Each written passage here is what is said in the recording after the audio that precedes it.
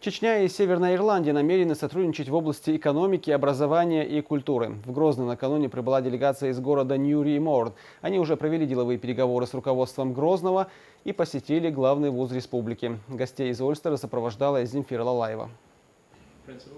Эдвин Куртис в Чечню приехал впервые. Это не туристическая поездка, а рабочий визит, который поспособствует сотрудничеству двух стран. На повестке дня разработка совместных инвестиционных проектов. Вопросы о взаимодействии делегация из Северной Ирландии обсудила с руководством Грозного.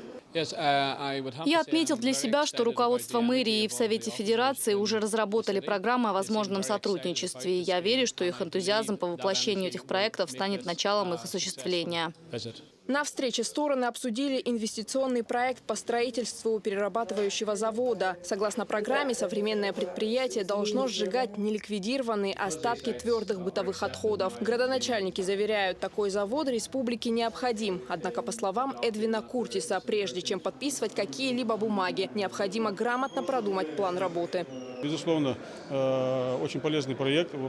Прежде всего, это трудоустройство населения города Грозного, создание рабочих мест. Это поступление и увеличение налоговой базы города Грозного. Ну и, безусловно, с точки зрения привлечения инвестиций и внимания и улучшения имиджа, инвестиционного имиджа города Грозного, это повлияет очень с положительной стороны.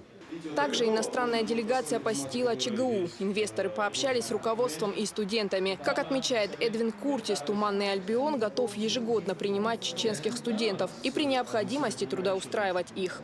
А для студентов Чеченского государственного университета эта программа важна тем, что мы сможем перенять опыт наших коллег за рубежом, поделиться своим опытом, использовать их опыт уже в стенах нашего вуза на территории нашей республики.